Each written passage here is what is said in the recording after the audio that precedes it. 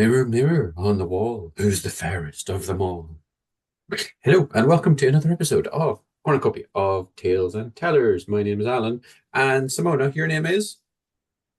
Simona. Thank And you very I much. think the answer to that question is a cornucopia of tales and tellers is the Exactly. fairest of them all. Or storytellers, or something like that. Yeah, exactly, exactly. So today we have two stories about, well, you decide. They're either looking glasses or mirrors, because we don't like using nouns in the north of Ireland. So yes, Simona, you have a tale, I believe. I do have a tale, and it's a tale I've learned on the project done by David Heathfield around the world in 88 tales. And it's the tale of the three brothers.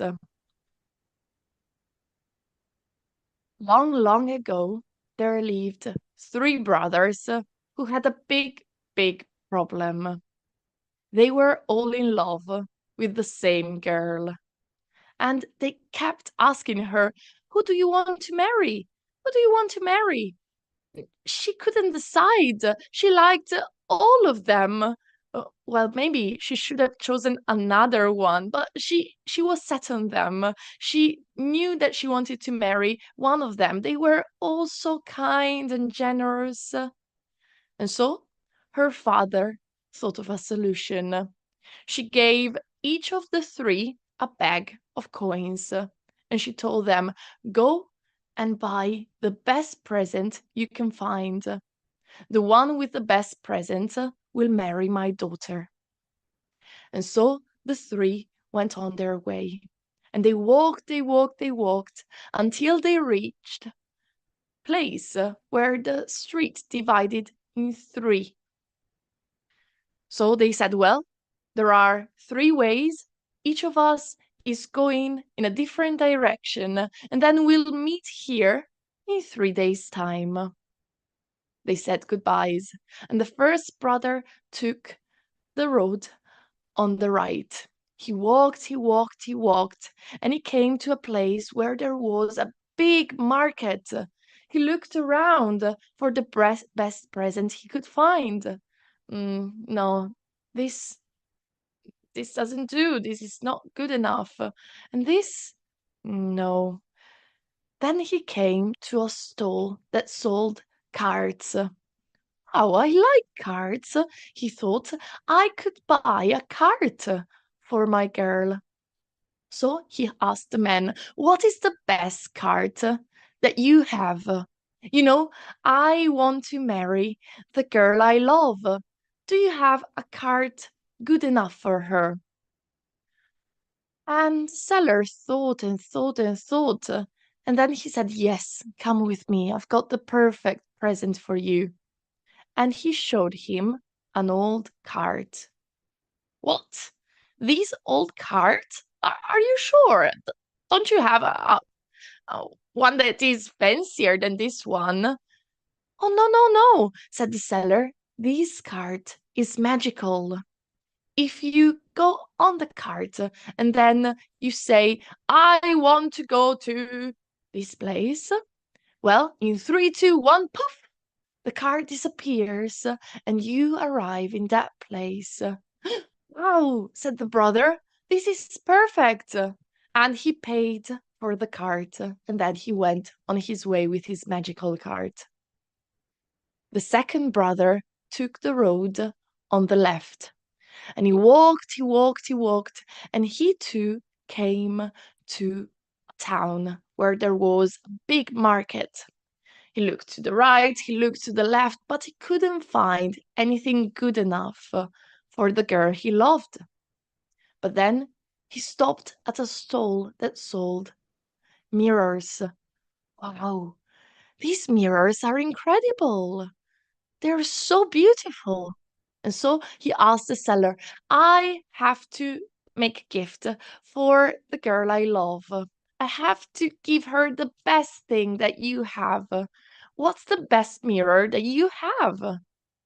And the seller thought and thought and thought. And then he said, "All right, come with me." And he took out an old mirror. What?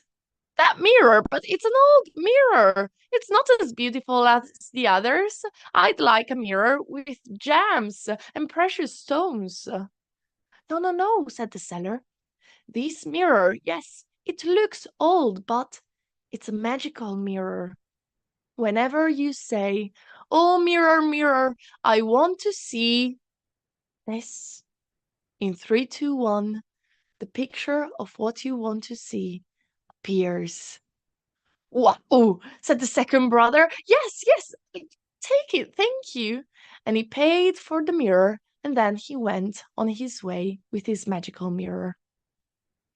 The third brother took the road in the middle, and he walked and he walked and he walked, and he came to a town with a huge castle, and there seemed to be a fair in this town. And so he asked, "What's happening?" "Oh," said the man, "the daughter of the king is getting married. So there's a big party, there's a big celebration, and everybody is going to the palace with their goods to take their goods there for the party." "Oh," said the brother, and he walked around the town and he asked, stopping at markets and stalls and shops. He asked, but they didn't have anything to sell him because everything was bound for the castle. "Oh," said the brother, "it's late. I cannot find anything to give to the girl I love. I will go back empty-handed." And he was sad. But then he started walking and walking, and he heard the cries of an old woman who was asking for money. "Oh, please, please, kind sir, give me some money. I don't have enough money to buy food for myself." And so the brother said, "Well, if I can't buy a nice present for the girl I love, at least I can do a good action." So he took the bag of money and he gave it to the old woman. "Oh, thank you," said the old woman. And then the brother started walking away, and she got up and ran after him. "Oh, stop, stop, stop, please." "Thank you, but I've got something in return." And he gave him a withered apple. The brother took the apple and he said, "Oh, well, thank you." "Oh, no, no, no," said the old woman. "You don't understand. This is not, well, it does look like a withered apple, but this is a magical apple. And whenever you feel bad, whenever you are not feeling well, whenever you're sick, you can take a bite of this apple and you'll feel better." "Oh, thank you," said the brother, and merrily he went on his way. And 3 days later, after they divided and went on their ways, they met at the crossroads. And the three brothers showed each other their gifts. And then they said, "Oh, the way back home is long. How I wish we could see the girl we love." And the second brother said, "Oh, I can do that. I can do that because with my magical mirror, we can see her now. Look, mirror, mirror, show us the girl we love." And in 3, 2, 1, the image of the girl they loved appeared on the mirror. But they looked and, oh no, she was in bed. She was sick. She was dying. We have to rush there. We have to go there, but it's such a long way." "Oh, no problem, no problem," said the first brother. "Just jump on my cart, and in 3, 2, 1 we'll be there." So the three brothers jumped on the first brother's cart, and the first brother said, "Oh, cart, cart, take us home."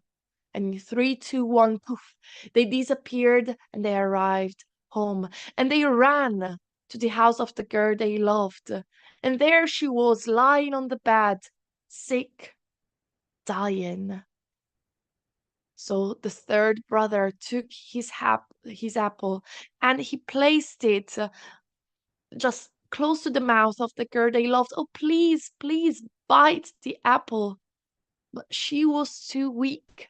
So he squeezed the apple and squeezed the apple, and the juice fell into the mouth, and she started moving her mouth. And then she opened her eyes, and she was fine again. You, you three, you saved me. Thank you. Thank you so much. But now, who am I going to marry? Because, well, second brother, if you didn't have the mirror, well, you couldn't have come here. And without the cart, you couldn't have come here on time. But without the apple, you couldn't have saved me. Who am I going to marry? And so she thought and thought and thought hard. And you can think as well. And if you want, you can pause the recording of the podcast and you can think of a solution.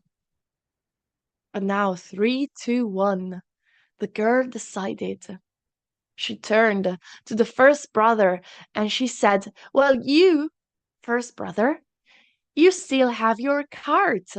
You can go and travel around the world and live many adventures with your cart. You, second brother, you still have your mirror. You can see whatever you want through your mirror. But you, third brother, you sacrificed your present to save my life. You don't have anything left. So I'm going to marry you. And well, the first brother and the second brother were a little bit sad, but they understood that it was the best solution. And so the third brother and the girl got married and they lived happily ever after. And that's the story of the three brothers. Very nice, very nice. I wonder if we had statistics for how many people hit the pause button and predicted what was coming next. Yes, that would be nice. Yeah, And very Alan, nice. I always feel like a little bit I don't know how to explain it. I love this story, but sometimes I feel it's a little bit strange that the girl didn't know who she wanted to marry, and then she decided just for the present. What do you think? Is it a tale for our times? I don't know. It's like, oh, you have it written, so do you. I'll take the guy with nothing. Um,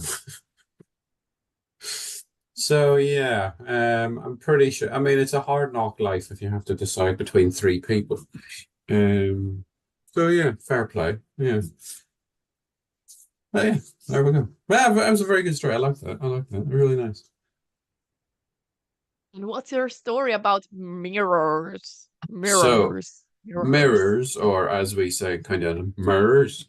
We will be doing the Looking Glass. The Looking Glass. So quite a well-known little Irish story that gets a good laugh because it's a bit of fun. So this is the Looking Glass. A long time ago, when times were bad for tenant farmers all over Ireland, they didn't have much money. But they were hard working night and day, and certainly none of them had ever seen a mirror. Sure, why would we? We're all gorgeous as it is. So on the far side of Derry, Denny and Bridget had a wee farm. They'd been married for nearly 50 years, and the highlight of the year was for both of them was the farmers' market in Derry itself. So Denny didn't just go to sell the wee donkey that was lazy as sin, but he also went for the crack. You went to catch up with other farmers and you took a ween of pints. Sure, the fair only happened every 6 months anyway. Bridget didn't go, but she was all for Denny going. She'd even press his best clothes the night before, knowing she'd get the farm to herself the next day for the whole day. And after all, it took Denny most of the day to walk to the far side of Derry and back anyway. But she had a wee secret, you see. She wasn't great for the old words and reading, but she did have one book her sister in New York sent her. One of those, kissing books. And she only got to read bits of it once every 6 months or so when Denny was away. Sure, he wasn't one for the romance anyway. He never bought her flowers. He always used to say, sure, what good are flowers? You can't eat them, you can't make them work. So anyway, Dinny headed off down the road. Bridget made herself comfortable with a wee cup of tea, put her feet up, and read until the sun went down. Dinny headed on down the road, ran into Paddy McLaughlin. Ah, it's good to see you, Dinny. You having a few wee jars? Oh, I am so. If I sell one wee doggy. Oh, here, I have a mind to buy it. £6 and cheers. I'll do you for 5. Ah, right, you are. They traded the coin for the donkey and headed down to the pub, because that's what you do. Now, didn't Denny spend most of it in the early drink, but eventually he decided he had enough, and he was on the way home. But on the way, he met a peddler by the roadside. He thought he'd get something for Bridget on the way back, because he might have forgot, with the very few coins that he had left in the bottom of his pocket. Then he picked up one of these things he was looking at. It was a wee looking glass. He asked the peddler, here, where'd you get that? Why, do you want it? Of course I do. Sure, that's a picture of my dad in it. How much? We've only got a few coppers. Sure, by this stage of the day, the peddler knew any sale was better than no sale at all. So he let Denny have the looking glass for the remaining pennies he had.